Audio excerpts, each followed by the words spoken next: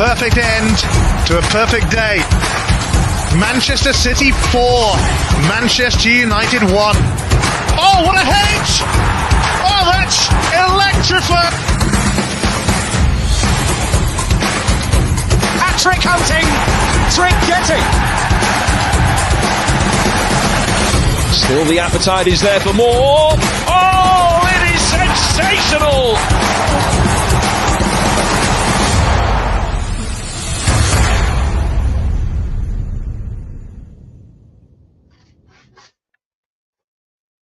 Very, very, very sad times. Very sad times at the moment. I was watching. No, actually not watching. I was listening to Spaces for the past few days. When was that match? When was it? That was we played on Saturday. So I was listening to Spaces since Saturday, just to see how people are reacting, how things are going after this painful period we're going through. As I said, the title of this is The Dark Place. We're in a dark place at the moment, and City fans, old and new, obviously some of the old City fans are taking this, saying, look, we've been here before, we used to be crap, so we understand how it is to be crap. And the new generation of City fans are not taking this the right way. No, there's no right way to take this, to be honest. If you're calm as a City fan, if you're an old City fan and you've gone through obviously the trenches and you've gone through the pain, it's good if you feel like, oh, this is cool. It doesn't matter. We've seen worse. We've lost more than 5 in a row, which is cool. But it's also cool for the new City fans who are maybe from a younger generation and they've been seeing that team win, and this is painful. Because this is pain. Man, this was me on Saturday. I am in severe pain. It was painful to watch. It seems like the team starts very well. They start playing good football, and you're like, maybe this is the comeback we're looking for. The same thing as we did against Sporting. Same thing as we did against Sporting. We started so well against Spurs in the cup game. We dominated them for 10 minutes. We pinned them back for 10 minutes, and then Spurs decided to slice us apart, and then they slapped us. Same as Sporting. Bournemouth, similar situation. I don't want to say I told you so, but I'm gonna say I told you so. I remember I said it to people. I was like, big up to you, Kimbo. I said it to people that Man City don't look great. I think we said this, and I've said this multiple times. We said Man City don't look great.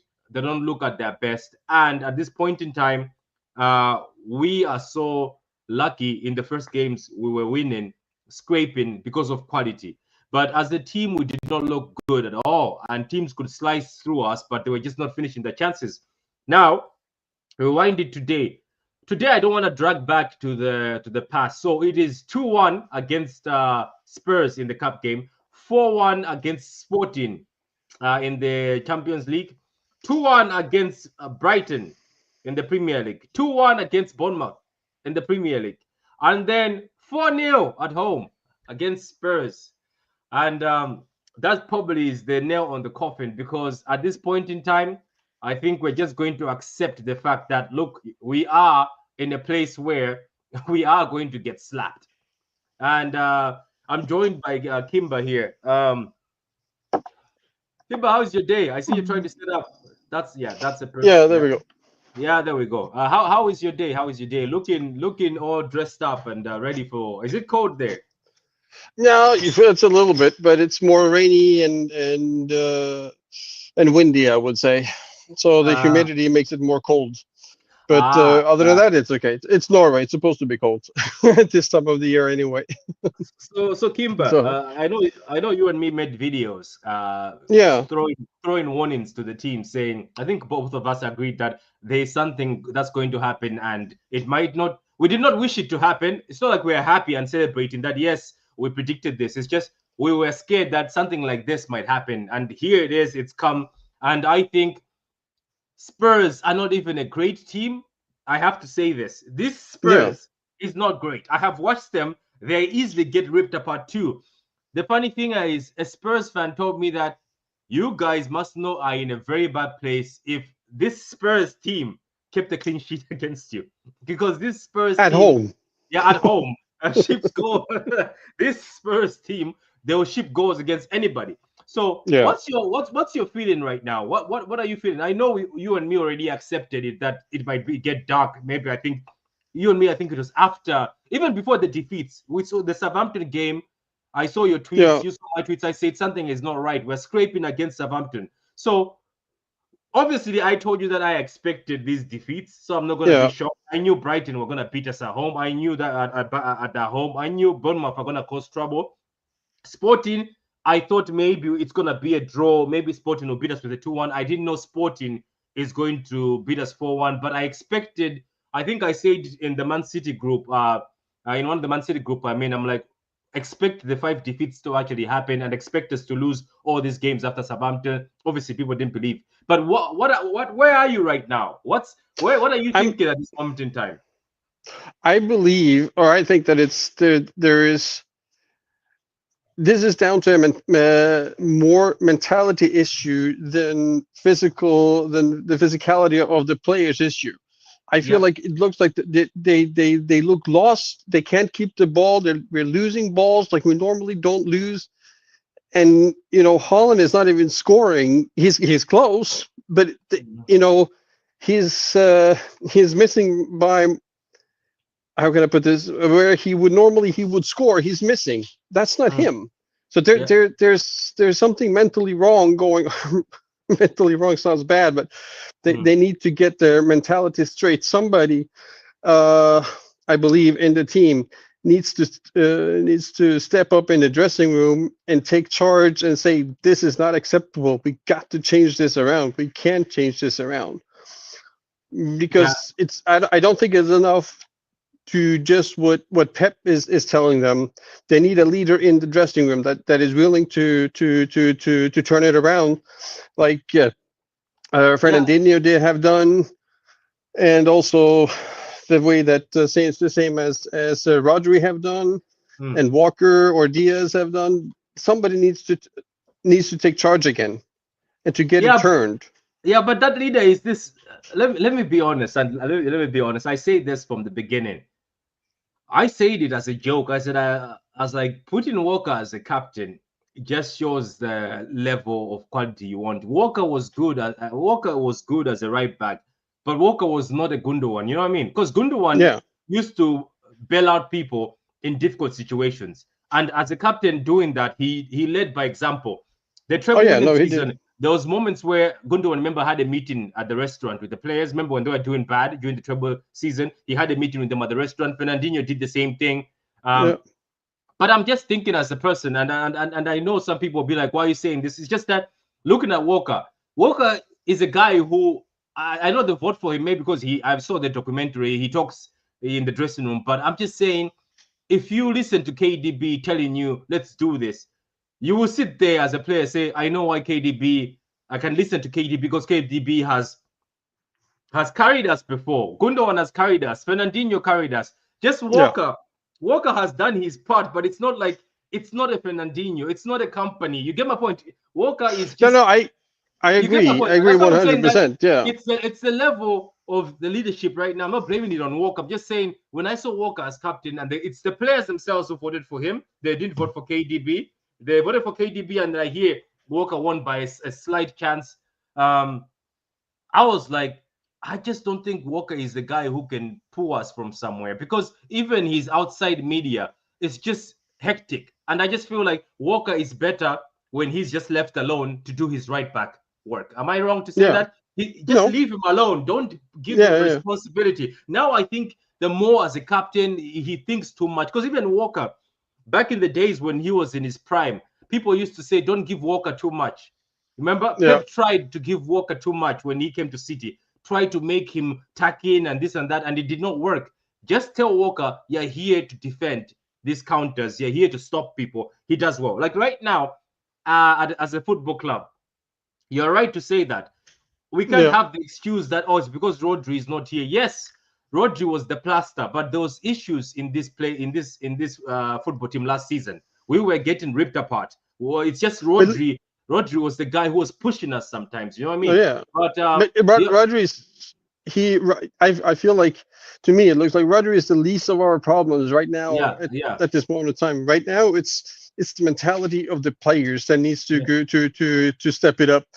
I mean, yeah, we have some older players who are getting tired and everything like this, who don't have the same physical like they had before, but they're still good enough to be able to get us over the line. But nobody's is stepping it up. Everybody is running around the field like headless chickens, pretty much. I mean, at least that's how I look at it, and that's why I felt that when the Spurs scored the third goal on Saturday, I felt like, oh, this is done. We got nothing. It's not even worth watching. It's just we have no control. We have nothing to watch. It's just it's crazy. It's not prepared. You know what they say? If you don't prepare to fail. Yeah. I think there was a moment in time, and I think Kimber, I don't know if you watched my channel. I said this seasons ago. I said KDB is one of the best. I'm gonna bring forward in a minute.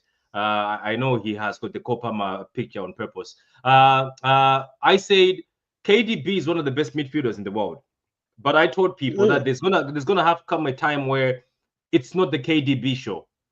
It's going to be the KDB cameo. So put him in games that are difficult, or when games are bad, bring him on. But I didn't say make him a bench player.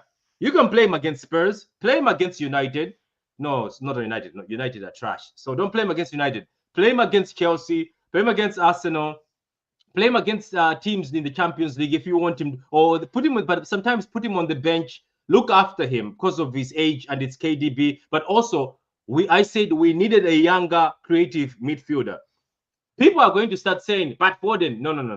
Foden is a different player. And I appreciate Foden. He's talented. He's got different attributes. I was looking for somebody of more of an Odegaard vets, sort of somebody who was a bit more creative, because Foden is a guy who carries the ball.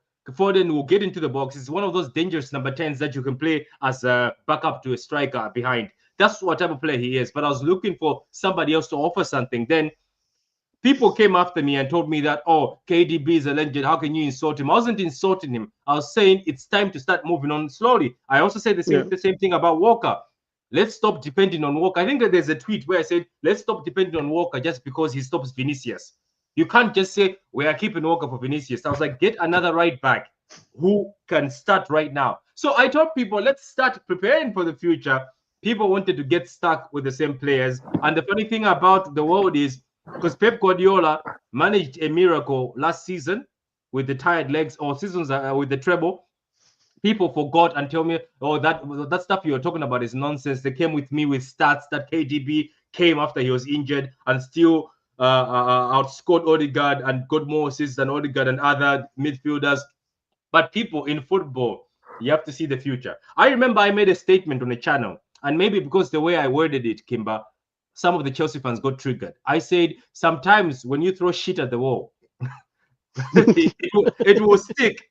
I said that, obviously I said that purposely just to rattle people, but I was saying in a way, in a good way, that what Chelsea are doing, where they're investing in youngsters, eventually some of the youngsters, they were investing in talented PA youngsters. It was just a matter of somebody putting them together. That's why I said Pochettino, when he was making excuses, saying we need more players, I said, you don't need no more players, my friend. You've got two buses full of players you can pick from. So Chelsea did the right thing. I think they were smart. And I said it before to one of my Chelsea friends. I was like, that thing of buying talent and just leaving it there, it will work out, because guess what?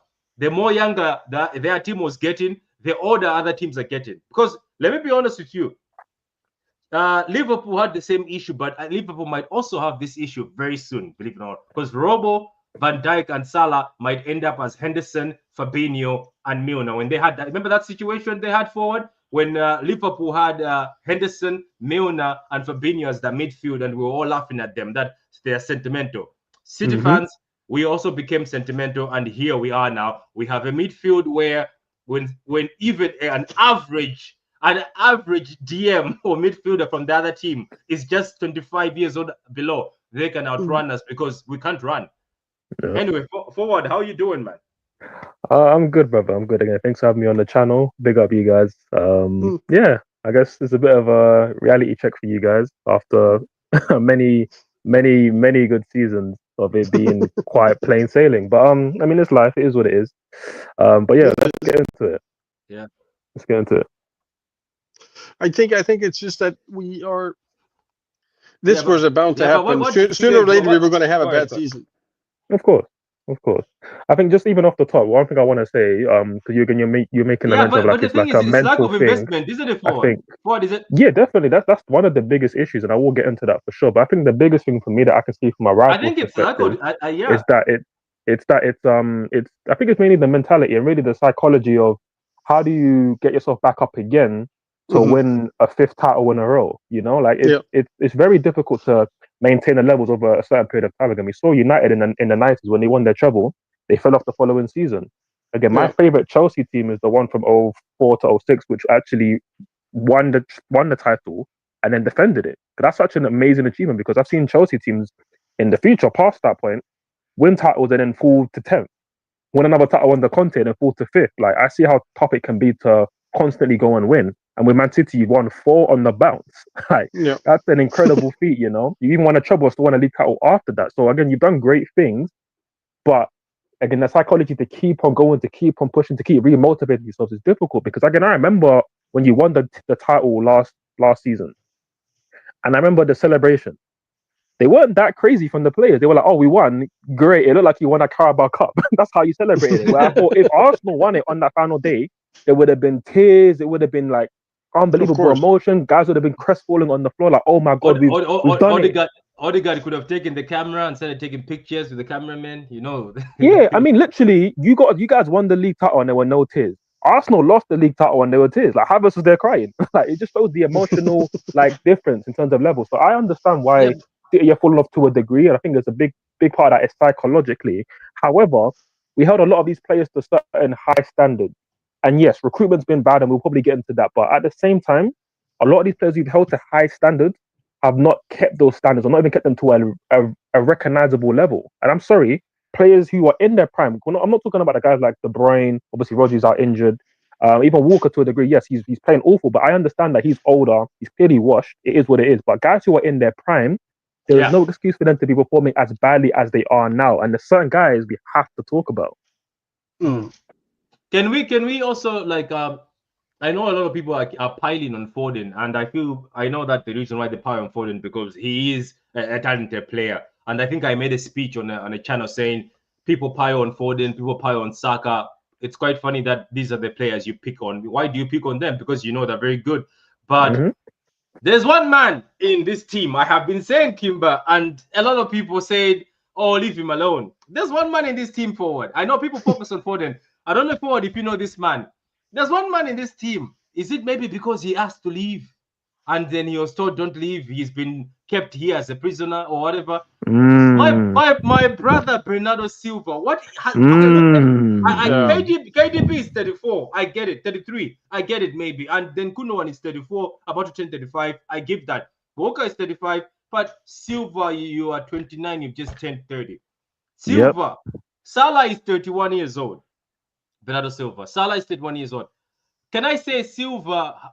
If we talk about all the players before we go to Foden, Silva especially, I expected him now because remember every time when they were at City, it's quite funny. Every time another midfielder ages, where David Silva's legs were gone, KDB came on and say, "I am the man. I will take over this." And then after KDB when started going down with injuries, Gundogan came on in his early 30s saying, "I will take over." Most of these midfielders at City at 30 sparked. Remember, they carried the team. How come Silva? I was expecting Silva to be that guy right now, where he's like KDB, his legs are going. Gundogan is 34. Let me be the guy. And if Silva is capable, because I saw him at Monaco forward, carrying the whole Monaco team in that midfield. But Silva right now, I don't know, maybe because of fatigue or because he plays too much or maybe he's won too much. Silva, I can take him out of the City team and they can be playing with 10 men, and I still won't realize that Silva is not in the team. He's just become. I'm telling you, there's a point in time on Saturday I had to pause and say, "Is Silva in there?" And I'm not being bad. I just said David Silva would shine, and Bernardo Silva was always the guy who takes over. But somehow Silva right now, Kimber, no creativity.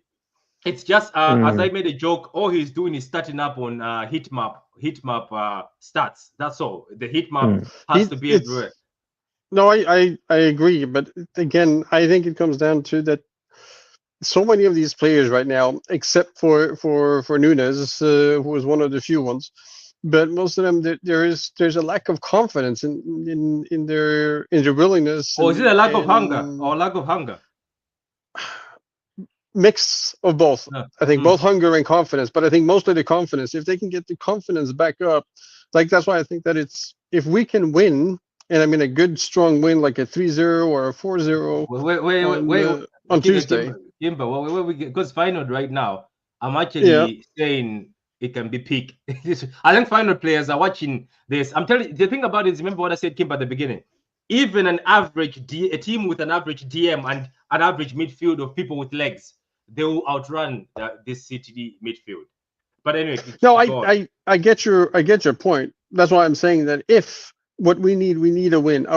I still believe that if we can, our best chance is our next game, which is against Feyenoord. And I do believe that if we can win that game, I do believe that will give the guys a confidence boost that would make it better for us for when we go against Liverpool. Let me ask you, is it Jose Mourinho who coaches Feyenoord? Where does Jose coach? Where does Jose coach again? Jose manages Fenerbahce in Turkey. Okay. Yeah. So forward. You see, this is my other guy has been Bernardo Silva for a while, even last season. I just feel like, okay, I can give KDB injuries and being 33, but KDB, even when he came against Spurs, he created the most chances out of the whole team in 10 minutes. Yeah. And another reason why, also Pep is going to be another cause, and we're going to talk about Pep in a few minutes. I just feel like Bernardo Silva right now, 30 is not bad. 30 is for midfielders is actually great. Why is he not? Is he just falling back? Because this is where I argue that will Bernardo Silva ever take on this City team, or he's one of those guys say, I'm just here to participate. Gundogan takes off, because Gundogan has done it before when he was in his early 30s. I think Bernardo Silva right now, if we were talking about midfielders moving on, we're not moving Bernardo Silva. If it was a normal situation, I'll say Bernardo Silva stays. He's 30. He can be the senior midfielder. But I don't see that from him, and he's one of the captains. So I'm being unfair forward, or am I being fair? Because I don't. No, I was nodding along to everything that you were saying, bro. Again, Bernardo Silva is another one who I feel like you're waiting for him to like step up and show that he's got this top level ability, because we see it. The technical ability is top. He's got a great engine for somebody his size, and he puts himself about generally. But of late, it's just been like he's just there. You don't really feel like he's doing much on the pitch, though. And for somebody of his ability, you'd feel like he would take more of the responsibility on the pitch to do more of his ability. But again, you could say maybe it's a Pep sort of problem that he's created by having sort of the natural ability and flair taken out of the players. Because someone like Bernardo, you don't see him express himself the same way that he used to when he first came in and when he was at Monaco. He's not the same player anymore. He's more of like a luxury sort of hard-working player. He's a luxury utility player, which is crazy to say, because you can't compare him technically wise to like a Milner or a Conor Gallagher, but it's almost like he's used like that in the City team, which is strange to me. But again, somebody like him, he needs to do way more. But again, it's not an excuse because he's 30, but I feel like because he wanted to leave, maybe there's a bit of that element there where it's not like quite that same hunger. And maybe he needs somebody like him needs a new challenge. However, I'm not going to go any further in this show about talking about Philip Walter Foden, because again, Mr. Player of the Year, somebody who for a long time I was looking at like, okay, eventually this needs to be your team. He deserved it. I know, and he deserved it, because again, I was somebody for years saying that he needs to take the mantle. It needs to be his team after, like, following on from the steps of David Silva and De Bruyne. It needs to be his team. He needs to be the main man. He did last season. Even last Haaland season and he everybody were pointing at him like, you're the man. Yeah. Every time he scores, you're the man. For half the season, KDB wasn't there with injury, and he stepped up. And even when KDB came back, and it was the KDB show for a bit because he had those first few games where he was getting crazy assists and goals. Foden still consistently stepped up, and for me, I would have given player of the season to Rodri personally, but I think Foden deserved it as well. They both did very good, so Foden, he deserved it. Again, obviously at the Euros, a bit of a mad situation, but that's not a City problem, right? Because people can say, "Oh, he's a pet player, he's a system player, whatever." Cool, but the Euros happened. That's a real thing that happened. But now going into this season with City, yes, there was injuries and obviously there was a bit of burnout, but there comes a point in time where you're a player who's put on the same level, if not more, than the likes of Saka, the likes of Palmer, and when these guys have bad performances, the world doesn't stop talking about it. But with Foden, I'll be real. You guys have talked about it a lot in here, but other City fans I've been hearing about are mentioning Rico Lewis more. They're mentioning other players more. And I'm like, but sorry, yes, the brains are missing. Foden's meant to be that guy. He's meant to be that main guy who's meant to carry you through games and win you big moments. And I'm sorry, even when Liverpool were horrible, they had that horrible season where they finished, I don't know, like 5th or whatever. Salah was stepping up every single week pretty much. I think he got 40 GA that season. Why has Foden only got 1 assist so far this season? And his performances have not been great. Again, where is the full Foden moment in a game where he's saying, you know what, we're playing bad, but I'm gonna cut in and score a goal from 25 yards. I'm gonna put the ball on a plate for Haaland, who by the way did miss amazing chances on Saturday. But still, Foden, you want to see way more from Foden, and I'm sorry, we're just not seeing it. And the last part I want to make on this is the reason why it's important for Foden to step up is because everyone's saying, oh, we're missing De Bruyne, De Bruyne's got to be phased out and all of that. But then they're going to be talking about who do we need next to take over from De Bruyne. They're going to be looking at, oh, let's go get a Musiala, let's go get a Vert. And then we're going to be talking about how do we fit Musiala and Vert in the same team with Foden, where this should be the Foden team, not the Musiala Verts team. It should be Foden taking up the mantelpiece from De Bruyne. And we're going to end up in a situation where we're going to look for Musiala to take up this team and make it his team rather than Foden, when Foden's the guy that's been here all along. Yeah, but don't you think, before I go to Kimber, but don't you think, I have studied Foden, right? Studied him ever since he was young. Foden was never... there's different types of players, man. Because do you remember that time when I told Chelsea fans, you're going to thank us for Palmer, right? It's because when Palmer was being played in the senior team, Kimber will remember this, he was never played in the position he was played in the youth team. Remember, Kimber? He was the number 10 in the youth team. He was the creator. He used to take the ball, create.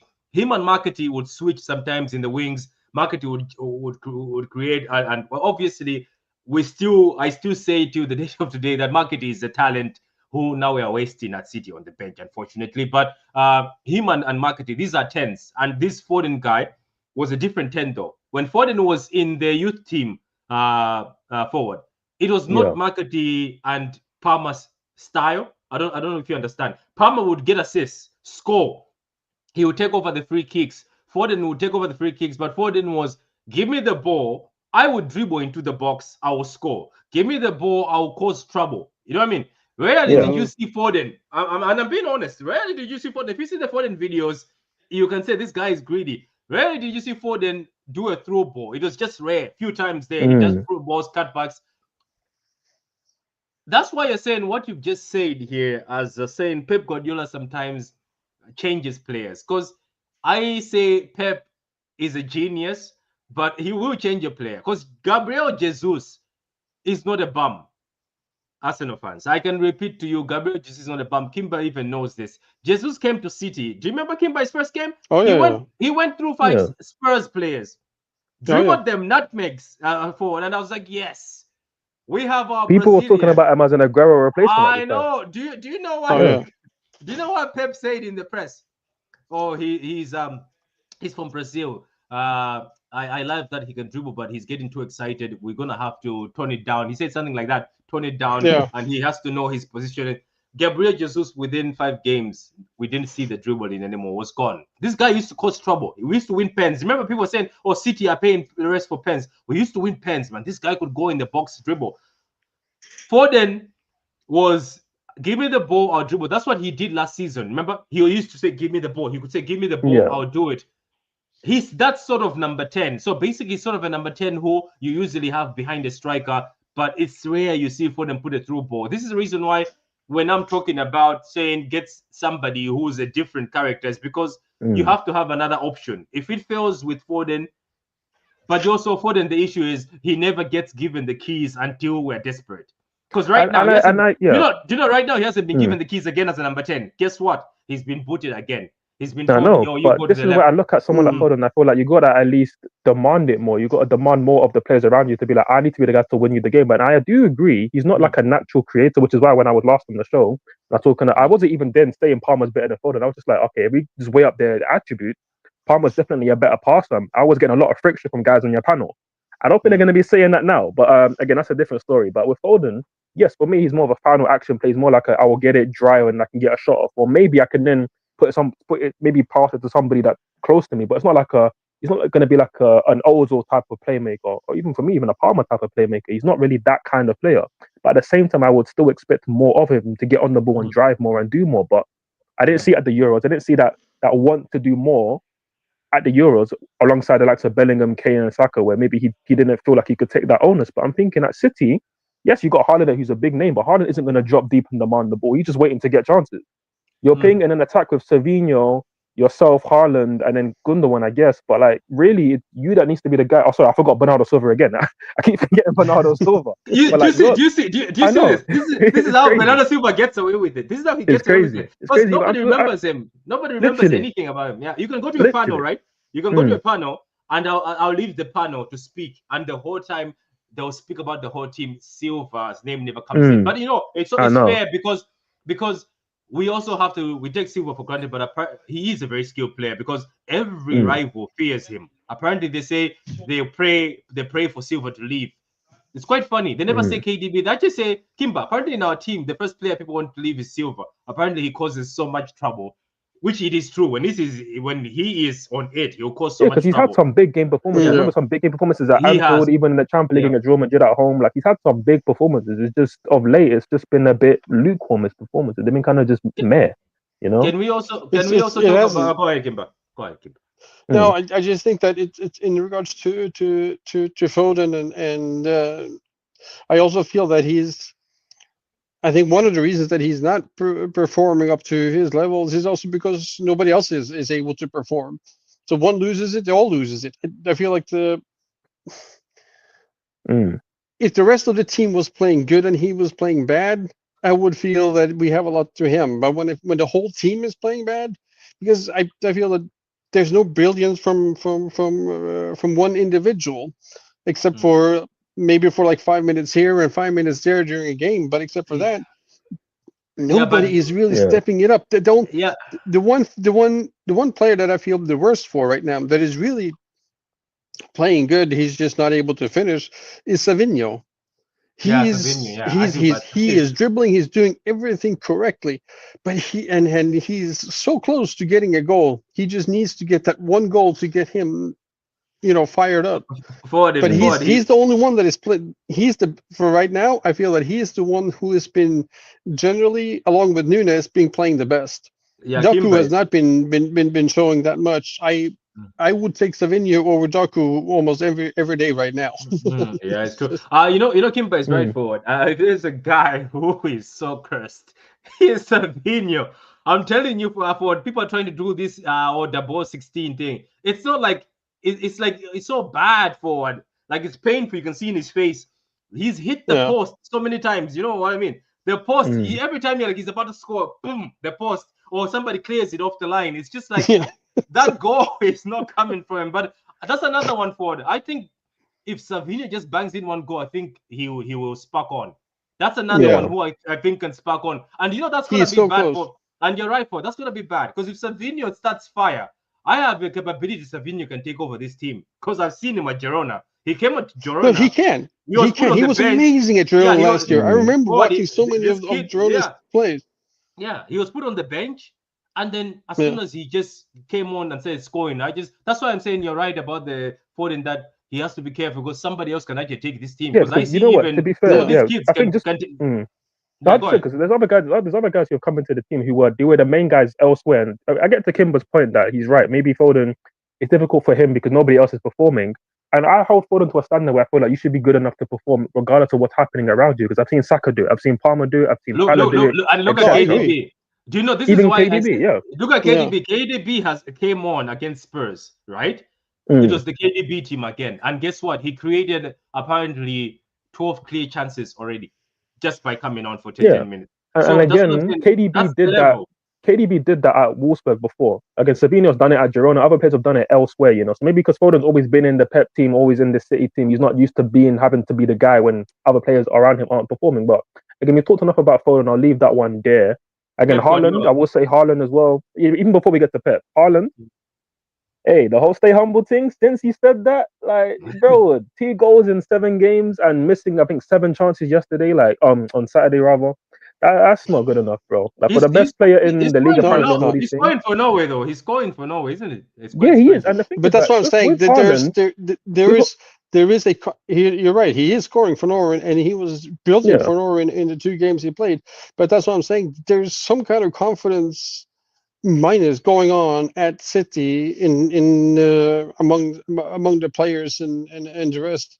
And why we're not able to score or whatever, or for all we know is the football gods who's holding a curse. I don't know. You know what? Respectfully, I don't know. But there's something. I disagree, though. At least in the case of Haaland, I don't think it's a confidence thing. I think Haaland, we've seen it even last season. I think his first season was obviously great, record-breaking numbers, and his goal conversion rate was extremely high. But the last couple seasons, like last season, it wasn't great. His goal conversion. Still obviously scored a lot of goals because he creates a lot of chances for himself with his movement, and obviously he plays for City. Again, De Bruyne's there. You have your wingers who create chances for him. The system itself creates chances for Haaland. I understand that. But this season, how he started it when he was scoring every single chance and he was putting up crazy numbers in the first 4 or 5 games, yeah, that was great. But since then, that's another issue, by the way, forward. You know what? That's the other curse I told City fans.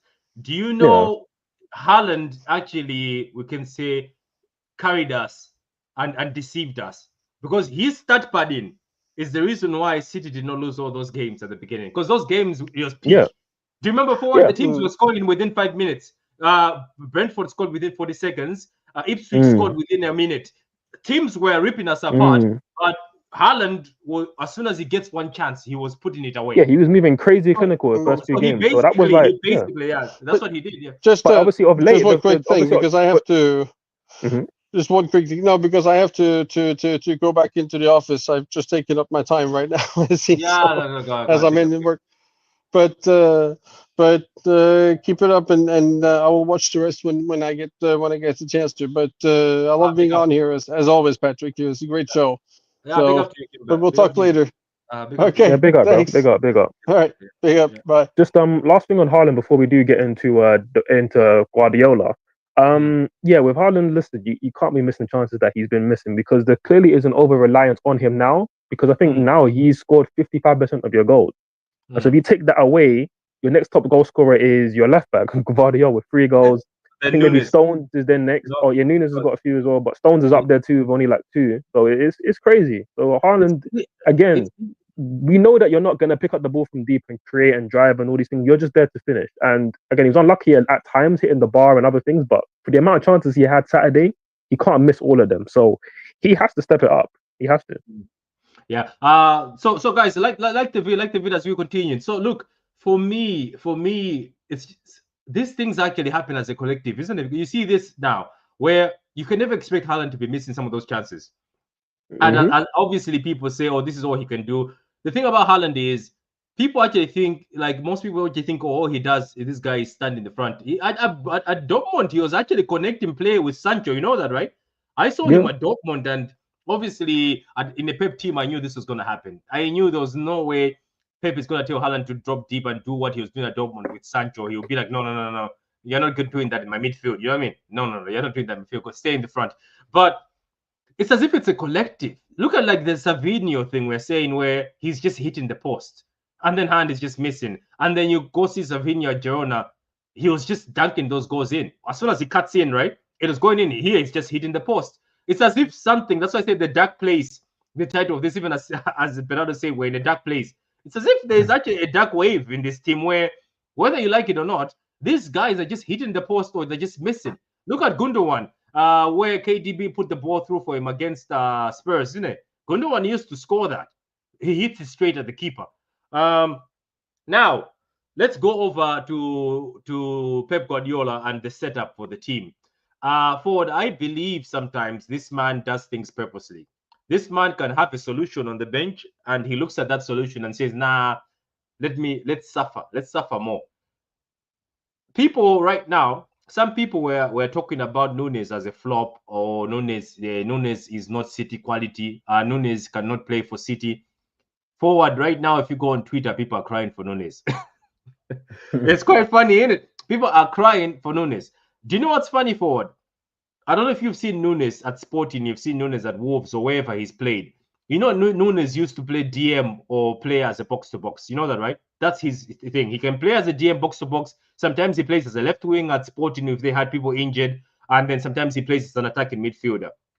Basically, Nunes is one of those utility midfielders where you can go anywhere. Why I'm talking about Nunes is I'm not trying to say Nunes is better than Gundogan.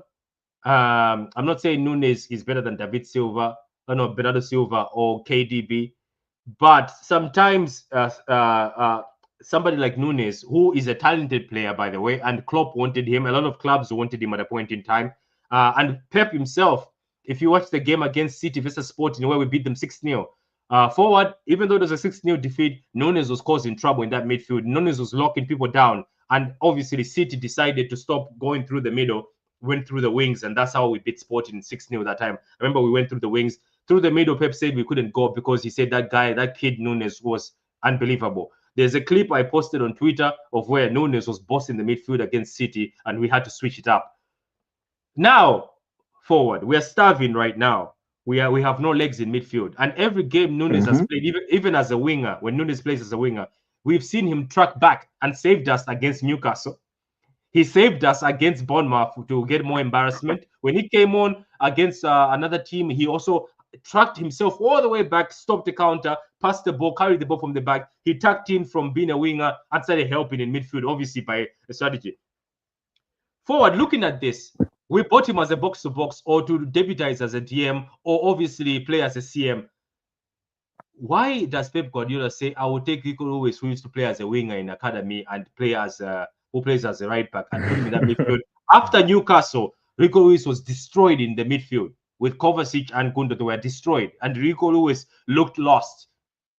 You leave Marketing, who's a natural midfielder, who's played in the Prem, who knows how the speed of the Prem is, but you play Lewis apparently for creativity, and you leave Marketing on the bench. You play Lewis for physicality. What physicality? And then Nunes is on the bench. Am I the only one? I know Pep is a genius, but am I the only one questioning that? What are you doing? Because another thing also, forward, I don't know if you know about this guy. We have a DM, by the way. His name is Jacob Wright. He's been at this club for so long, and every media guy says Jacob Wright is destined for the future to be the DM for England. He's now 20 years old, by the way. Jacob Wright came against the Spurs game, the one we lost 2-1. When Jacob Wright came in the 15 minutes we left, obviously we're losing the game. What Jacob Wright did in that game, forward, is more than what Gundogan and Kovacic did in the whole game for that game. But do you see where I'm going? We have legs. We have legs. We have natural DMs, 2 natural DMs on the bench who are 25 and 20 years old. Why is he playing a 35-year-old and a 32-year-old who are getting outrun? I know it's experience, but why don't you mix it? Why don't you let me tell you why. Yeah. Let me tell you why. I think a big part of it is because you are right. Pep is a genius.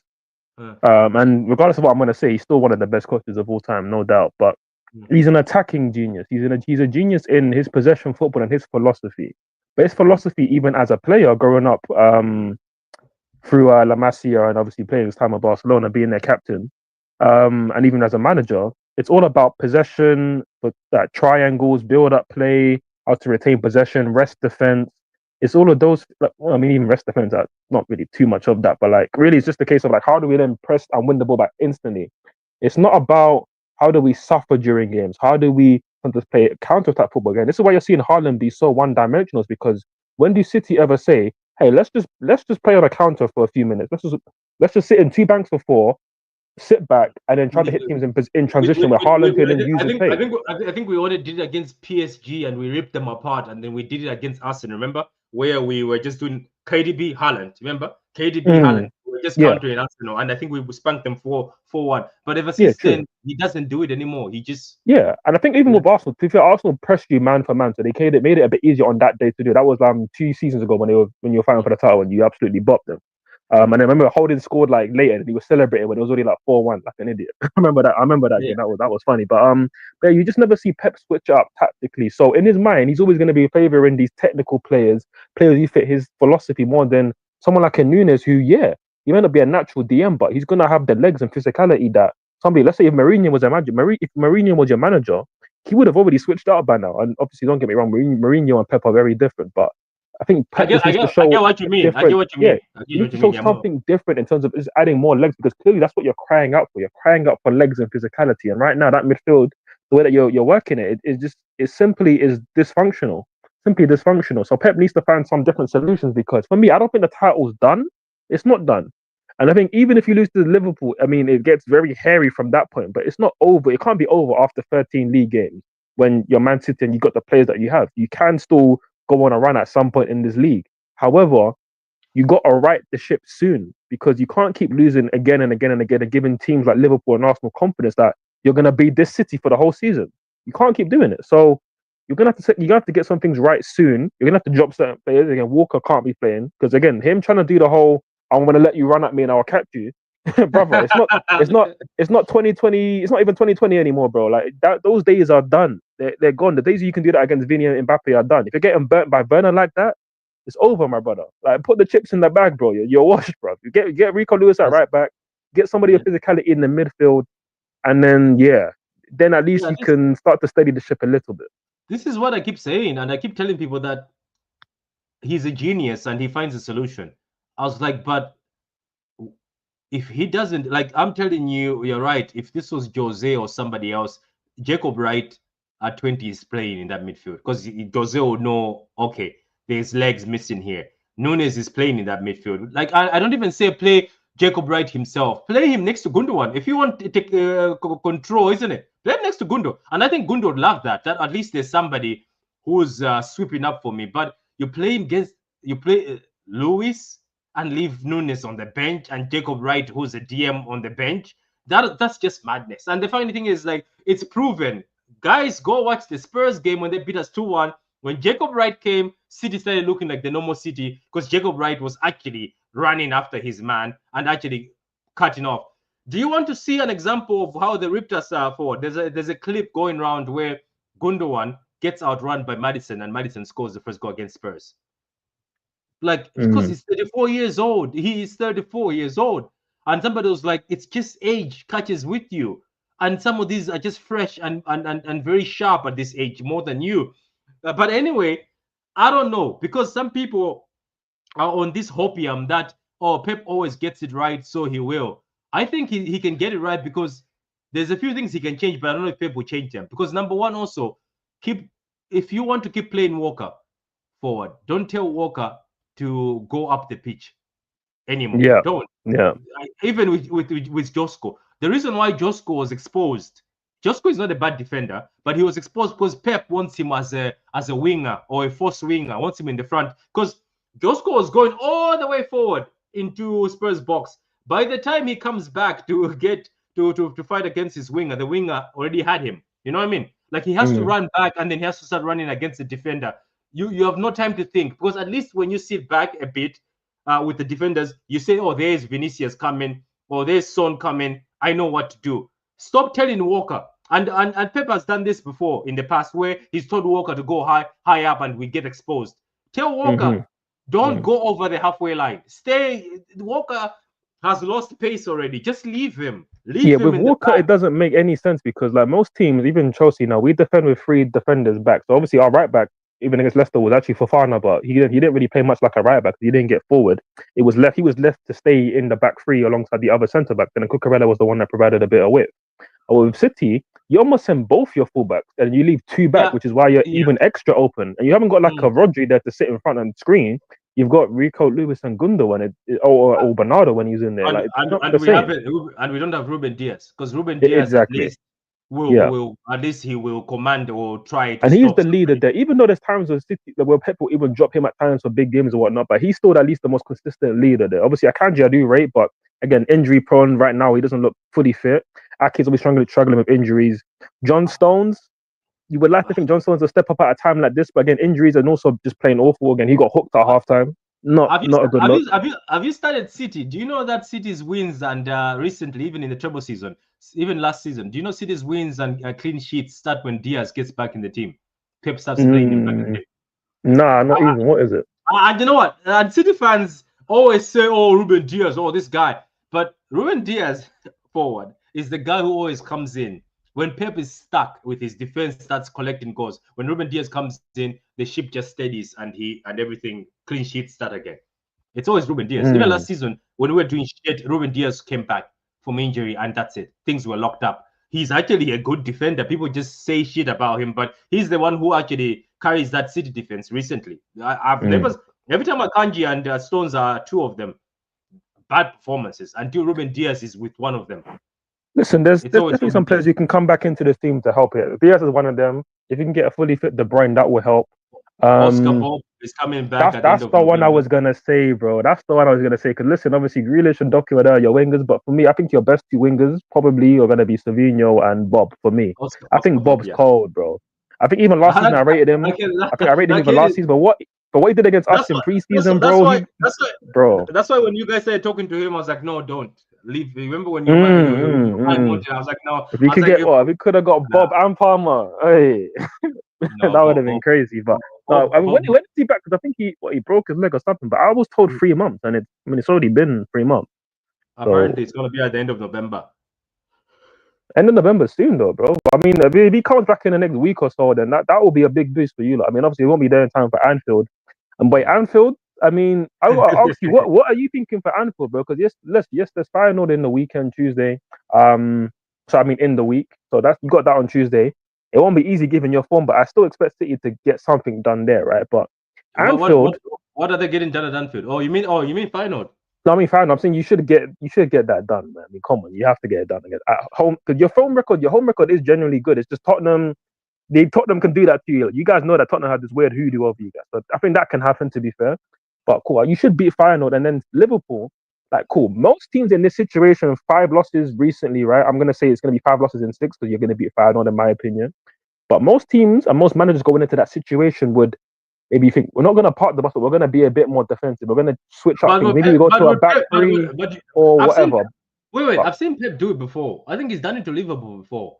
I've seen him, but it was a draw. But we scored first, and I think it was a silly mistake by somebody, and then Liverpool equalized as well. I think it was Anfield, but I don't know, one of the games. Is it the one last season? Yeah, we scored first, and then somebody made a stupid mistake, and then I know Ake made a bad mistake last season. Yeah, or something. In the second half. Yeah, maybe I don't know if you're talking about that one. But he's done it before against Liverpool. I think Liverpool sometimes he's done it where he's just locked it up and sucked pressure and tried to hit them on the counter. Okay, yeah, I mean, he doesn't do it often, but this is the game to call for it, right? Like, you have to do it here because getting a point here would actually be a great point to get. And Nunes has to be in that midfield. Somebody with legs. I beg you, Pep, you are not going to Anfield and putting Nico Lewis in that midfield and putting Gundogan as the only guy. I'd still keep Gundogan because Gundogan is cold. You know what I mean? Even though right now things are not well, put Gundogan next to Nunes and even put what's he? But that's the thing. I know what he's going to do, though. Oh my God, Ford! I know what he's going to do. Tell me. He's going to put Bernardo Silva next to Gundogan, and then he's going to put KDB because KDB is fit, and obviously he's going to put Foden as a winger, or he's going to put Jack Grealish. Somebody's getting dropped. I don't know if we'll start. Look. Jack, I give him credit. Him and De Bruyne came against Spurs, and the team looked next level. And even Jack decided, Jack was like, fuck it, I'll go down the middle. I'm a number 10, you've been playing me as a winger, but I saw Jack Grealish taking the ball down the middle. And that's another thing forward. Jack has always said I'm a number 10, but I've been asked by Pep to play as a winger. Jack Grealish, people call him useless. I don't think he's useless. I just have an agenda against him just purposely. But I know that if given the keys as a 10, I think Jack can also be our creative midfielder. Am I wrong? Because No, I think he can be that guy who helps you to retain possession in midfield, win fouls, get you up the pitch. And I don't think he's going to be the most unreal playmaker you've ever seen in there, but he can keep the ball for you and circulate it and make things happen, whether it's just through driving and then maybe playing a more simple part, you know? I think he could definitely do a job in there for you. And he's going to give you the industry and more legs in midfield because he will run around. Like, yeah, people talk about him being like headband man, 100 million, all this stuff, Gucci, calf merchant stuff, but like, he will work hard. He does work hard for City whenever he plays. So he does. I think He does. I think he will. I think just to say, 100%. I think he should start. I think he will start. To be honest, I don't think De Bruyne will start because again we saw it last season when he hooked De Bruyne at Anfield, and that was a De Bruyne who was actually in good form. I don't think Pep's going to trust De Bruyne to start a game like this. Apparently, you know, I don't think that's going to be the case. Apparently, he's been put as fit 100% now. Yeah, but maybe he'll start against Feyenoord. But again, to start at Anfield when right now it's clear that your midfield is leaving so many gaping holes. I thought like that you don't want to bring him on there. I think you want to use him as a sub to come into the game, maybe impact it late. To be honest with you, and I know Liverpool fans are going to say I've been salty. I'm not being salty. I think that somebody can get at that Liverpool team though. I have seen it happen. Look at Southampton. They scored 2. You can still get at that Liverpool midfield. It's just the fact that Liverpool play in transition and City are struggling with teams who play in transition, and Liverpool are the masters. It's bad, and it's at Anfield. I think that's what's bad right now. But I think even a KDB at this level can still slice that Liverpool defense because Robo is dusted. It looks like Robo has joined Walker. I think that great man Jamie Carragher has the best saying. I'm gonna get a shirt, by the way. I hope somebody doesn't drop. It's YouTubers always listen and drop already. That shirt, leave football before football leaves you. But football has left Robo at work already. I'm telling you. Yeah. They're both worse. I don't know, man. So what? Well, look, let's just talk about the Anfield one. What would you do though? Would you say, oh, let me play KDB, Bernardo Silva, and Gundo because these are the experience, which I think he will do. You know what I mean? These are my guys. There's no way I'm benching my guys. Or do you say, fuck it? Who does he drop though? Because I'm telling you, honestly, he's desperate right now, by the way, forward. So he ain't dropping KDB after what he saw KDB do in 10 minutes. I don't think he's going to bring KDB. I don't think he'll bring KDB into that. You know, I'll tell you what I think he's going to do. Right? I mean, listen, I don't know. Right back, he should put Rico Lewis there, but maybe he'll stick with Walker. Who knows, isn't it? But that's going to be a madness. Obviously, the defenders, whoever's fit to start, he'll start at the TV. Diaz will grill Walker. I can see it. But when is Diaz going to be fully fit? How far is he away? Wait, is Diaz injured at Liverpool? No, I'm talking about your Diaz. How far is he away from being fit? Ruben Diaz came to training, but he came to training late. Yeah, I don't know if he'll be fully fit, but we'll see. We'll see with that. But obviously, it'll be Gavardio at left back. But for me, what I would do in your midfield is I would start Nunes. I would actually start Bernardo next to Nunes and tell Bernardo, you're just going to have to run around today. You're going to actually have to put it in the shift, get on the ball, keep it simple, but you're going to have to put a shift. Because for me, he's got more legs than Gundogan. Everybody keeps saying that, you know? Because he's got more legs than Gundogan, though. He's clearly got more legs than Gundogan. Somebody's told me that why don't you guys just deploy Bernardo Silva deeper? He's got the engine. Yeah, and he's done it before a couple of times. There's even times when you played him at left back and it kind of worked a bit. So for me, I would start him and he played DM at Arsenal, and Arsenal were stronger than this Liverpool team. And Arsenal only took a last minute 1-0 win against us. Remember, it was a deflected goal by Martinelli, but he locked it up, and there was no natural DM. It was actually Silva. Remember, Silva. Nobody else. Yeah, it was him and Kovacic, I believe, actually on that. Yeah, but Silva was told to play deeper. Yeah, so I think he can do it. I think he's the closest to in terms of what Pep wants, because obviously the closest guy that can give Pep what he wants on the pitch is obviously Rodri. But I think Bernardo's quite close to that, especially from deeper areas, because offensively he's not going to affect the game how you want it to be affected. But deeper, getting on the ball, dribbling, driving, I feel like that's going to work. So him and Nunes, I think that offers you the most legs that you can get right now. And then for me, I would probably play Grealish in the 10. I think Grealish needs to start this game, whether it's on the left or in the 10. But I think the 10, it can work. Then you have Foden and Savinho because you need a speed outlet on one of the wings. Would you purposely do that? And if it doesn't work, keep switching Foden and Grealish?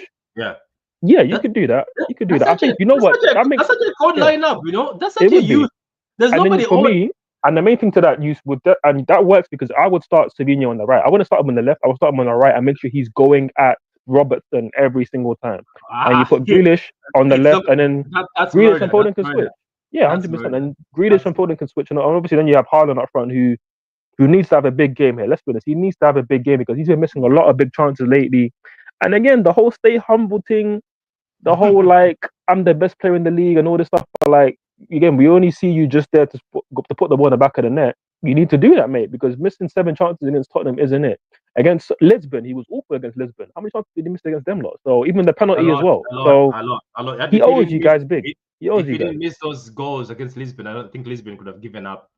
Because he missed 3 clear chances before we and that's the thing, right? But like this is City in their worst form ever, right? But as bad as it's been, like take it from somebody who's watched Chelsea be in horrible form in the last couple of years, right? Like even when we're bad, we don't create as many chances as you guys have been creating. Because against Lisbon, you should have been 3 or 4-0 up first half. Against Tottenham, you could have been 3-0 up before they even scored their first goal. And even over the game, you had crazy XG. So like the chances are there. You just need somebody to put it in the back of the net. You also need more reliable goal scorers outside of just Haaland, because Haaland can have an off day, but then Foden needs to step up. Savinho can't go 0 for 17 in terms of goals for the season. Grealish, Mr. 100 million pound man, this is where you got to step up, you know. So yeah, I think Jack will. I saw him against Spurs. I think he will. I saw him like that. That's the thing. But this is what you're saying, that Pep does sometimes just give the keys to these players. I think. Do you remember what Jack said? He used to be told why he was so free. He used to say, they used to tell him, kill the team wherever you find weakness. Remember, that's what he said. Obviously, you don't want to work at City because Pep won't allow you to do that. But apparently, Jack was clear. I says he's like, what was the manager telling you in your past clubs? He used to say, you are very talented. You just go kill the team where you find there's a weakness. You know what I mean? Says that version of Grealish was one of the best players to watch in the league by far at the time. Like the way he was direct, the way he would carry the ball and drive at players and make things happen, it was different. And that's partly why I'd like to crash it on him at City now, because we're not seeing the same player. We see it almost in spurts and little moments, but for the most part, it's just get the ball, retain it, give it back to De Bruyne or whoever's or DM, or maybe when I foul. And it looks like it's instructed. I think it's instructed though. It is because he didn't get off to the best start, and he wanted to really. I think with Grealish, as much as he gives off this quite confident personality, I think he was a bit shy coming into the dressing room alongside all these winners. He had nothing in his trophy cabinet. Yeah. He did say that KDB is his hero. He came in there, and you can see him that most games he used to just look for KDB. Let me give the ball to KDB. KDB do something. But he can also do the same thing. He came in starstruck to the team. Yeah, man. You see the lineup you just put up. Our age group, our age has just gone down now. Our age bar just went down by the lineup. So it is there. That's why I think some people are not having pity on Pep. They're like, because the twos are there. The same way I didn't have pity on Poch. Remember, I said there's 2 buses of players. 2 buses full of players. You can't be telling me you need other players. Look at this manager. He came in. He's just yes. Neto came in. It doesn't matter, but he's picked what he had and just put it together. He's seen Enzo Fernandez. I remember, Patrick. I'm sorry, but remember, because you reminded me of a point I made last time I was on this channel, and there were people. I think it was your buddy Gundalorian that I've been going back and forth with in the chat, talking about give Poch time. It's not Poch's fault and all this nonsense, right? And I'm sorry, but like, look what the difference this coach is making now with a clear structure, a clear philosophy, a clear system in place that's getting the best out of these players. It was so clear to me that we have quality players. Yes, they're naive, they're young, they're not great in the air, they're not the most physical. So yeah, there's going to be natural deficiencies to this team. But if you just get a manager in who can coach them and make a clear system and give them clear patterns of play to work through, we're going to see quality, because there's quality players there. There's very good skill sets there. Caicedo is a quality midfielder. Give him the right system, he will shine. And again, it goes on and on, even with the attackers, Palmer, etc. Jackson's been doing better this season. So again, it's looking like a much better team so far. And I'm very satisfied at this point of the season. I'm very satisfied. Yeah.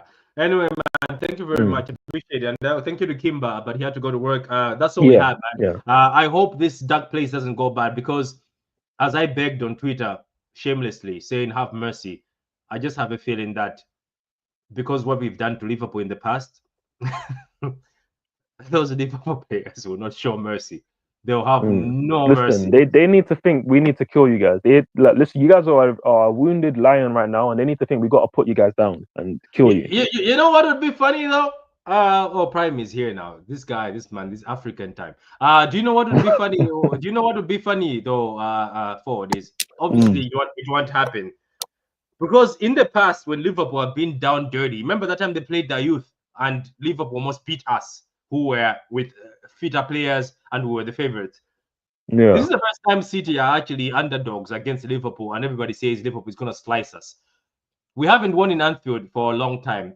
This would be so City and funny, like, Premier League is like this, and the football gods are funny. The moment where we're shit is where we start bad at Anfield. I'm telling you, it can happen. This is what happens in football. It's when a team is bad like this, then they find a way. I just, obviously this is hopium, but I'm just saying this script I'm looking at saying I said 7-0. I was like, Liverpool rip us apart. And then I switch on the TV with an expectation to be ripped apart, and I'm like, Haaland actually gets his shooting boots, and KDB and all these guys rip these guys apart, and you're like, what has just happened? Would you see that moment, or am I dreaming a lot? It's just that situations like I've seen, because I remember. To be fair, we've seen it happen in football quite a lot. We've seen it happen in football quite a lot. I mean, living with Liverpool, right? Remember City going to Anfield when they had 5 players injured. I remember everybody was saying City's going to rinse them. City's going to rinse them, and the youth actually almost beat City, and it ended draw. Yeah, go ahead. Yeah. No, I mean, even with Liverpool, you think even with Liverpool and their recent run with United, like there was a time when United were actually above them in the league and doing better. People are like, this is United's time to now go to Anfield and whoop them, and they lost 7-0. Like, and that was when United were actually in relatively good form. They were just coming off winning the Carabao Cup, and they got whooped 7-0. And the following season, everyone's like, Liverpool are gonna now smoke them. It's gonna be easy, and then they drew 0-0. So I feel like there's times where when you expect something to happen, just have a thought in your mind that maybe we're going to see the opposite. So maybe it could be the time that City put it together, Haaland gets his chances and scores, and Liverpool, who have been quite vulnerable at times, even against Southampton, if they perform like they did against Southampton against you guys, you will get something for sure. You will score a couple of goals. It's just whether your back line can hold up against what they're bringing. Because if you were as open as you've been of late against Liverpool, I'm sorry, but Salah is going to be eating, my bro. He's going to be eating. So the defenders have to lock in differently. And I don't know if they've got that in them, but we'll see, man, because at the end of the day, you guys still have champions. You still have champions, winners. That was a elite mentality, and I think they've had it not easy, but they've had it like we've been the main team. The pressure's always been on us to win and win and win, and we've been the top dogs. But now they've been doubted a bit. Now there's a bit more pressure on you guys, just like when obviously the sanctions came in. Not the sanctions. When the 115 charges came in, and everyone was saying, you're gonna get relegated and all this nonsense, and then Pep got everybody to like sort of focus, lock in, and you're on that crazy run to win the league and even win the treble. Maybe it could be the same situation now. Maybe that pressure comes to you guys now saying that, you guys are going to get battered, and you sort of create that siege mentality. You sort of bound together and you create a result. Maybe that can happen at Anfield. Maybe it can happen. That's a big maybe, though, because no. I'll give Prime. Come on, Patrick. You sort of talked yourself into it, and you're talking yourself out of it. Come on, bro. You gotta have some hope. Come on, believe in your boys, man. Come on. That's me hoping, but I think it's gonna be. I think this is where Pep will just walk out of the stadium at halftime, because I have a feeling. Oh my God, it's bad. At least if it was at the Etihad, I think they would have embarrassed us with 3-0. But I think at Anfield, and the Anfield crowd will be behind them. To be fair, it might be better that it's at Anfield now, because at least if you manage to claw it back and you're like within like 6 points second half of the season, then you can win the game at Etihad, because at Anfield you guys always struggle, to be honest. Maybe it's better that now you just get the Anfield loss out of the way. The second half of the season you can beat them when you're in better form at home. No, I did tell Spurs fans that you're coming to collect 3 points. That's what I told them. They've collected 3. I've told Liverpool fans we're coming to deliver 3 points. You have to accept. People don't get it, man. Forward. I said it in the City group, man, and Prime. I said in the City group way before. I said Bournemouth are gonna slap us, and people were laughing at me. They're like, "What do you?" I was like, "Bournemouth have been crazy at home. They should have scored 3 or 4." To be fair, I was like, "Bournemouth are gonna slap us. Sporting is gonna slap us. Sporting we might draw." That's what I said. I was like, Brighton will slap us. And I said, Spurs are going to slap us, and then Spurs will slap us at home, and then Liverpool will finish us off, and then I don't know what happens after that. And then people are like, why are you being too negative? And now, every time it happens, I'm just clicking in the team. I'm just taking my phone, copy and paste, you click. Yeah. Just, you know what, bro, just to end on a good note, because I know you wanted to hop up, let me just say now. Prime is here. We're going to give Prime time. Yeah, but just last thing from me, let me just say now, on behalf of Chelsea fans, thank you, right? Because it's looking like you guys are going to fall off this season, but let me just say thank you for falling off now rather than last season when it's going to be Arsenal that we're going to win the league. Because I hate Liverpool, but I can stomach Liverpool winning the league title. Arsenal, hell no. So if you lot are gonna fall off this season when Arsenal aren't there to win the league, all I can say is thank you. You know what, you guys, thank you for that. Thank you for 4 in a row and stopping Arsenal. We appreciate it. I'm done. Take me off. Take me off. Cut the show. Okay. Oh man, Floyd is an evil man. He's what? Okay, so Prime. Prime, is he here? Or did he just come in to show face? Prime, are you with us? Oh yeah, sorry, I was off mic. Okay, man. Okay, so Prime, City are getting cooked, and we got cooked by Spurs.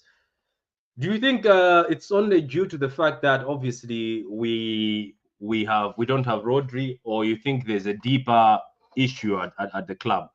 Because me and Ford, we've been talking almost for an hour. We have agreed that even the players themselves, I think the mentality has just gone. And also, we just agreed that some of the legs in this team are done and dusted. And obviously, Pep keeps playing the same 34, 33-year-old midfielders in there. And we're just getting outrun. So what is your thought? Well, from outside, how are you seeing this, Prime? Obviously, everybody's enjoying it from outside. But how are you seeing this this painful, I don't know if you call it a decline or you painful dark time, as I call it. Patrick, you know my feelings. I'm not falling for this. This gimmick. This is not a gimmick. Forward. People keep saying this one is. I don't think this one. I'm telling you, my brother Prime. This one is not a gimmick. This one is not a gimmick. I think this one is real. Patrick. City did the same thing last year, the same thing the year before. I'm not falling for this gimmick. City start off bad. But there was a DM there to come back when shit like that happened. There was a DM in the team. Yes, and now you have. How long is Rodri out for? The whole season, right? The whole season, yeah. Yeah, you'll buy someone in January and then you'll fix it up. I don't think this too late. It won't be too late. This points difference is not that big. It's not. It's really not. Until it becomes double digits, it's still possible for you guys to go and win the league. Yes, there are things going on. Rodri being out injured is a big miss, considering the fact that City don't have a backup DM to him. But I think Pep should be doing a bit more to try and contain the wound as best as he can until January, and I think that's kind of happening. Like I'm watching City games, I'm watching highlights. The amount of chances you guys are missing in these games, it's embarrassing. Against Spurs, you guys could have been 2-0 up within the first 10, and then 10 minutes later you were 2-0 down. So you're creating chances, you're just missing these chances. I think you guys will still be fine. I think you guys will still go on and win the league. Win the league. I don't know. I feel like if we win the league, this will be Pep's biggest miracle, more than the Jesus wine thing, where Jesus turned water into wine. I think the biggest miracle was when you won the league against a team that was top for 93% of the season. That's the biggest achievement. But how do you fix this? I think what you're doing, I think you're still okay. Yes, you're performing poorly by City standards, but you're only 5 points off. We're 8 points off now, I think so. Or 8 points, okay. Only 11. Okay. Let me check. It's only 8 points. Let me check. Let's check for that, because I don't think it's as simple as you're making it out to be. Because I think it's peak at the moment. Wait, bear with me for a minute. Let's present this. I didn't say it's simple, but I still don't I don't think it's panic. City there we are. Second on. There we are. 8 points. It's 8 points. Yeah. I'm not saying it's simple, but I've seen City being in this position before. Was it not 2020, 2021? City in match day 12 were 8th, and they were, I think, 8 points off Liverpool, who are top. Yeah. It's not. This isn't a bad. This isn't a bad thing. Just wait until January. And again, it's all provided that you guys do pick up. But if there's any manager or any team in the world that you can give the benefit of the doubt that they will turn things around, it's Pep Guardiola. He's done this. This has happened before with City. Yes, you haven't lost 5 on the bounce, but with context, the 5 games that you've lost on the bounce, 2 were against Tottenham, your bogey team. Like, it's not. I don't think it's that big. I honestly don't think this is as big of a Yeah, but one of them was against Bournemouth. Yes, but Bournemouth are a tricky team. Chelsea played Bournemouth this season, and we barely beat them 1-0. So Bournemouth are a good side this season. I just look at City, and I think they'll be fine. Like players will start kicking in and performing again. You'll start scoring your goals. You'll buy a defensive midfielder, and then you'll go on your 15-game unbeaten run, and you'll win the league. Liverpool, I've watched Liverpool this season. They're not. Liverpool are performing how I've expected them to perform this season, but they're not blowing teams away. They're not playing necessarily on title form. They're just doing their job. Southampton, they struggled, but they had their match winners, Salah, Van Dijk, Trent, Alisson. Liverpool have match winners. They have world-class players that will step up when things get tricky. Against Chelsea, Liverpool were not better than us. But what they have is Salah, a match winner that stepped up. When we played City, the first game of the season, you guys weren't better than us. But you have your match winner, Haaland, who stepped up. Your match winners, Haaland, Foden, Bernardo, etc. These guys are not performing. They're underperforming. But once you guys do start performing, things will start working out, and then you'll just go and win the league. It's I don't see this season though. I feel like those seasons we had, I don't know. It's just, I don't know. Maybe I'm wrong, because Pep made a comment, right, to the media, by the way, because the media were telling him about the age of the midfield he's playing, that they're in the late 30s and 30s.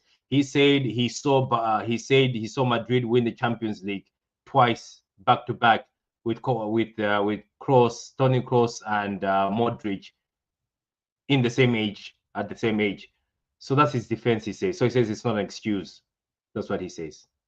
Yeah, he's right. Madrid won 2 Champions Leagues in 3 years with Kroos and Modric in their midfield. But again, like City, I do think Pep needs to start changing things as well, adapting a little bit until January. You're right about Matheus Nunes. He needs to start playing, because at least he adds physicality in your midfield. Bernardo Silva, I think he needs to play a bit more of a deeper role now. He did that at the beginning of last season. Do you remember? Bernardo was playing a lot deeper for you guys, and City weren't performing well, but he was but we didn't lose that this much. We did draws. Yeah, we did draws. Yeah. So, but I don't know. I understand where you're coming from. I understand why you're apprehensive. And but again, me looking at this is not my club. So without the emotion, I know what to expect from City. I know you start off poorly, but you will click into gear. If there's anyone I can trust to click and get over the line, it's City. Liverpool, they're performing how I expected them to perform, but I don't know. I just don't think they'll get over the line. However, I will say this, something I said back in preseason. If City don't win this league, it will be Liverpool over Arsenal, because Liverpool, again, they have 4 world-class players. Arsenal don't have a single one. City's world-class players are just not performing so far. If Salah wasn't performing this season, if Trent wasn't performing, if Van Dijk wasn't performing, you also have Alisson now injured, Liverpool would not be top of the league right now, 8 points clear. They wouldn't be. How long is Alisson out for? I don't know. Okay, he's coming back next week though, isn't it? Against City. I don't know. And anyway, so before we close this, we were talking about the Liverpool game. I think it's going to be peak. I think it's too early. It's too soon. I don't know. I'll be surprised if. I will be surprised. As I said, obviously, I've seen surprises in football where you've never won at a stadium, and then when you're shit is when you go on and win at the stadium. But I don't think this is it. I think this team will be rinsed, and this team will be sacrificed, crucified. This team, I think this will be written in the Bible. There will be another Bible written, and I don't want to do blasphemy, but there'll be another Bible written, but it will be special. Chapter City, verse 5, because I think I'm scared. I don't even know if I can watch that game, because I am scared. Because first of all, they'll have Anfield behind them, and Liverpool players when they were down and under themselves, City took advantage and slapped them 5-0, and they're playing around the ball with them. So that's still in their hearts. So this is not the team to play against right now. These guys will show no mercy. At least maybe Spurs, they're showing a bit of mercy before they gave us the 4th one. But I think Liverpool will show zero mercy, and the Liverpool fans will be behind them. I just don't see it.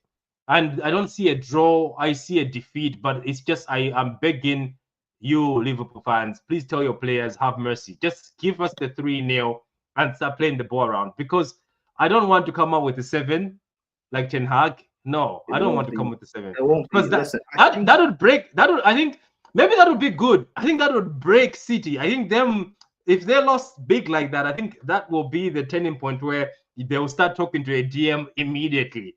They'll call Zubamende immediately that evening. I think you guys are going to sign a DM.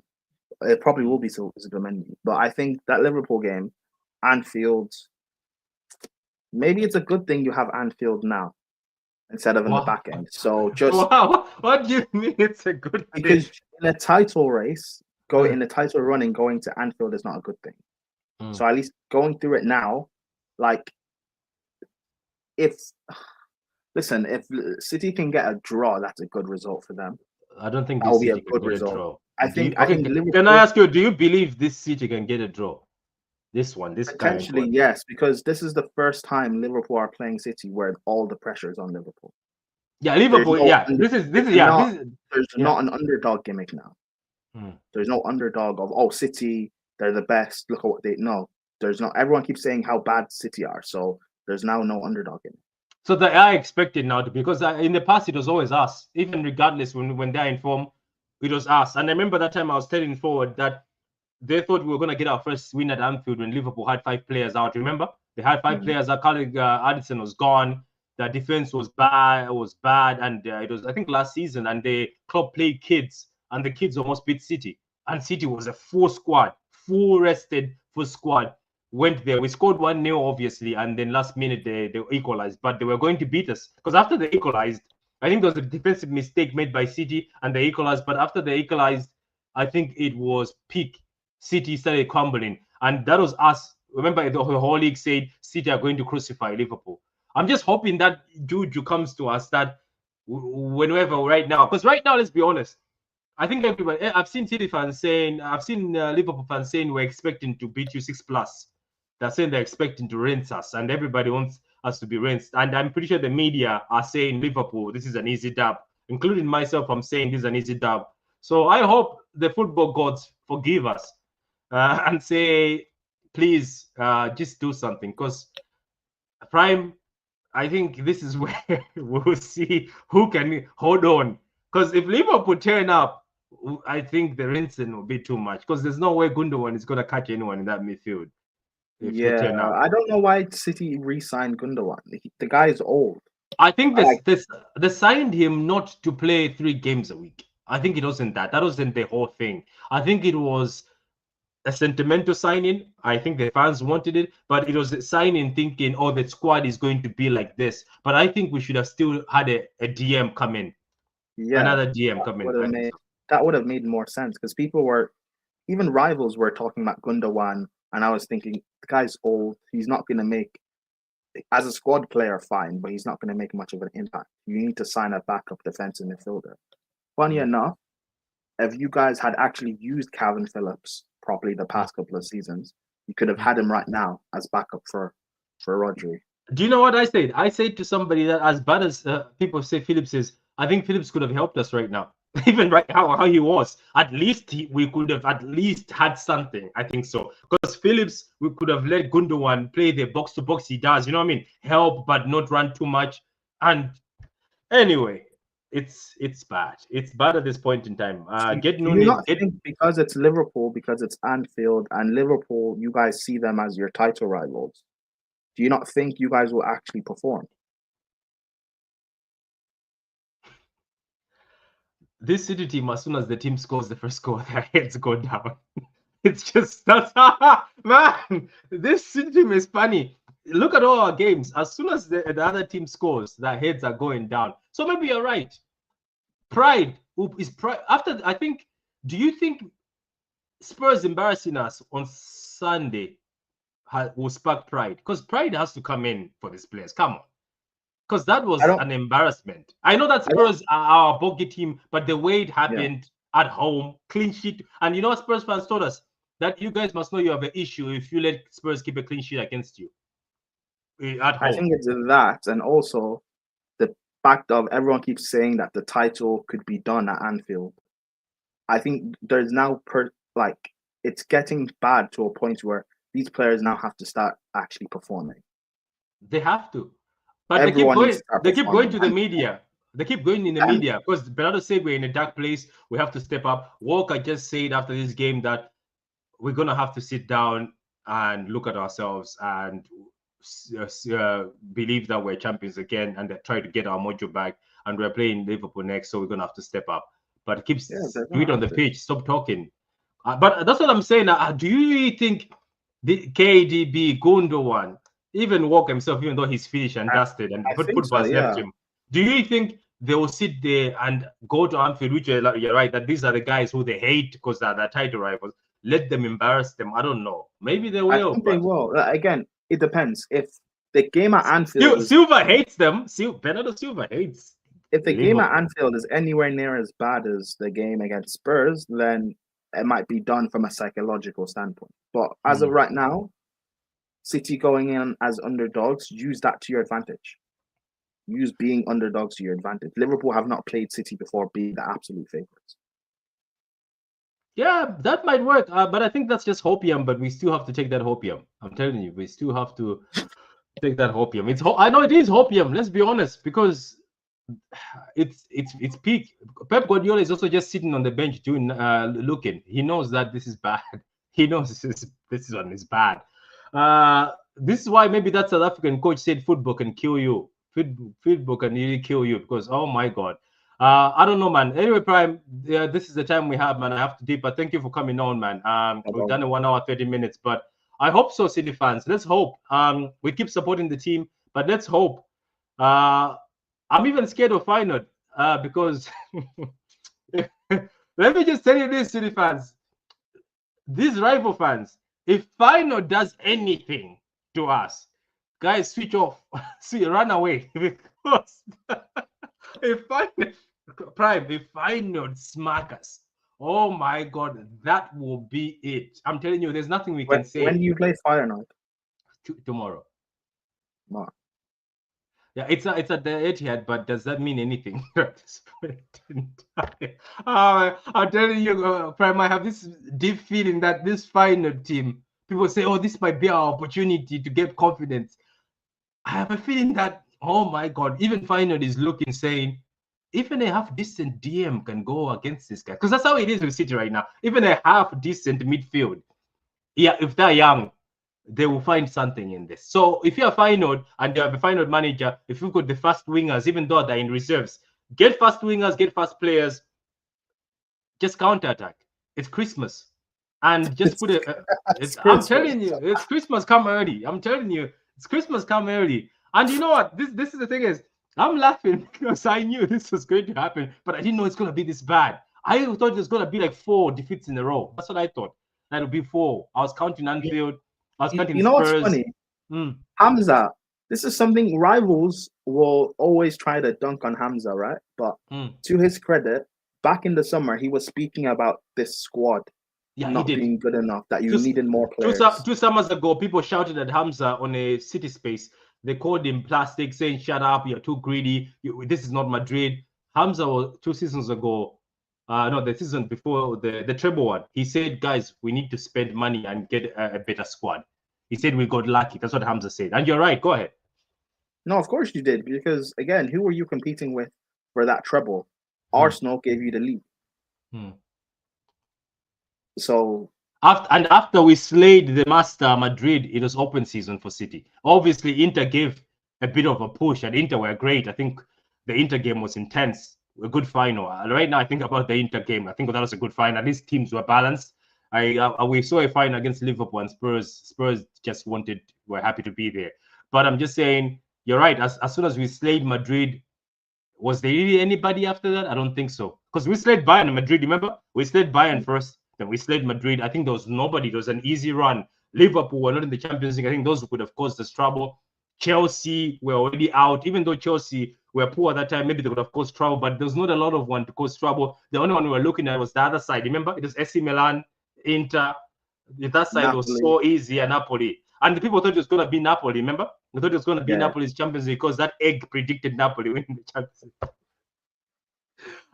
You for the eggs. You guys and your eggs. Please don't ever do those eggs again. Somebody who's watching, can you do the egg thing for Liverpool and City? Do the eggs. And then the egg will say you lose 8-0.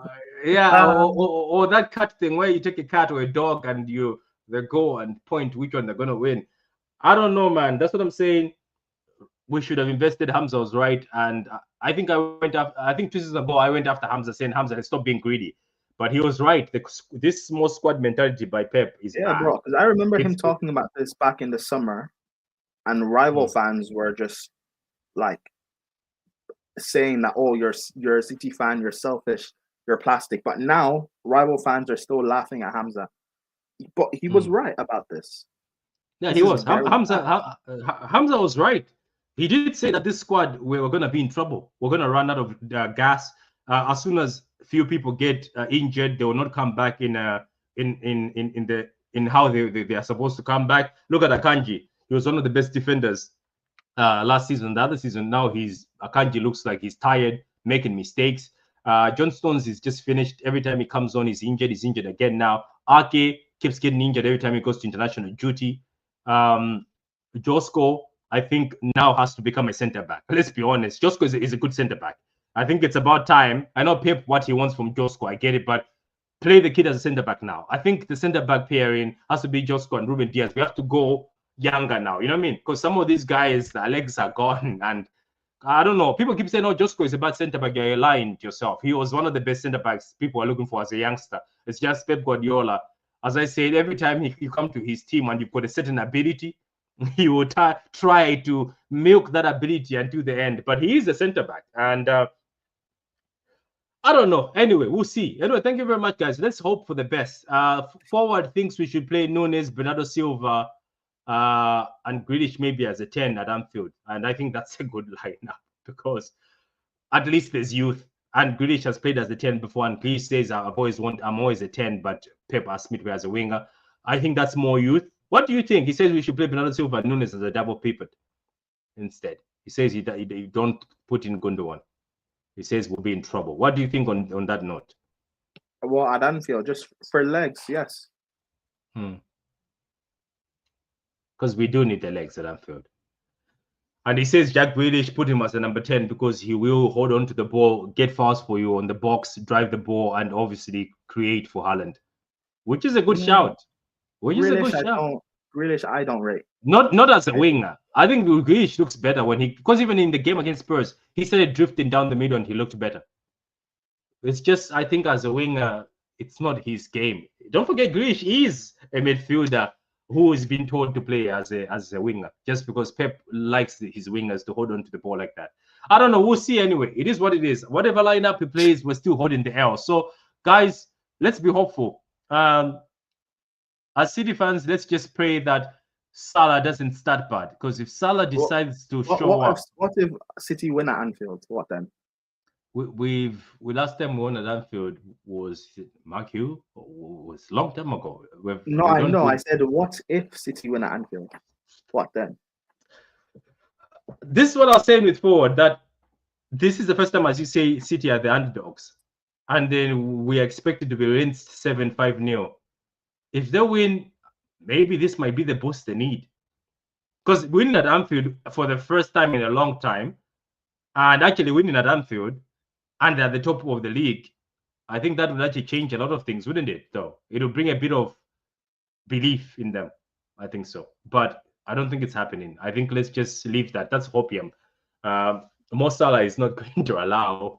Mo Salah cannot watch this defense and say, no, Mo Salah is happy right now. He knows that there is food, maybe we should just maybe we should I'm telling you, maybe we should just play Simpson Pusai, whatever his name is. It Pusai? Yeah. You said there's food. There is. Prime Prime. Right now we are. You know what's that again? What's that place you go? Where you eat everything. You can just eat over and over. You can eat buffet. All you can eat. It's an all you can eat buffet, and we have to accept, City fans. It's fine. We've been at the top. Right now we're going through a dark moment. Right now we're the all you can eat buffet. Sal is looking at us. We have chapati. I don't know if you guys would know what chapati is. For my country, we love chapati. We have chapati, rice. We have biryani there. We have cakes, everything. You know, all the spread on Christmas in Africa. They have everything. Samosas are on the table. Everything. The Fanta crate is ready in the fridge for you to use to drink. It's gonna be bad. I'm saying, Prime. I'm gonna do a match reaction for Liverpool, and I might. You know what? Let me say this. I've never done a watch along ever since I did YouTube. I did a watch along for City versus Madrid, I think, but it was not on my channel. It was a Liverpool fan who invited me to. I think he wanted to start a fan-based thing. But Prime, for the first time in my life, I'm gonna do a watch along for Liverpool versus City because I want to witness the beating live in 4K. Yeah, I want to just witness it. I'm gonna watch it with so City fans all watching for the first time. I'm going to do a watch along, and I know people think, oh, he's making a false promise. I'll do the thumbnail right now. I'll post it. Watch along Liverpool versus City. Let me also make sure I'm off that day. I'll make sure I'm off that day and make sure we watch it together and we can watch the beating together. So thank you very much, Prime Man. Have a great day. And I appreciate you coming and forward. Thank you very much, Kimba. Thank you very much. And all the guys who are watching, thank you very much. Don't forget to like and subscribe. We're just going to end the stream. Wins tackles! In front! It's a title winner! Perfect end to a perfect day. Manchester City 4, Manchester United 1. Oh, what a hedge! Oh, that's electrifying! Hat-trick hunting, trick getting. Still the appetite is there for more. Oh, it is sensational!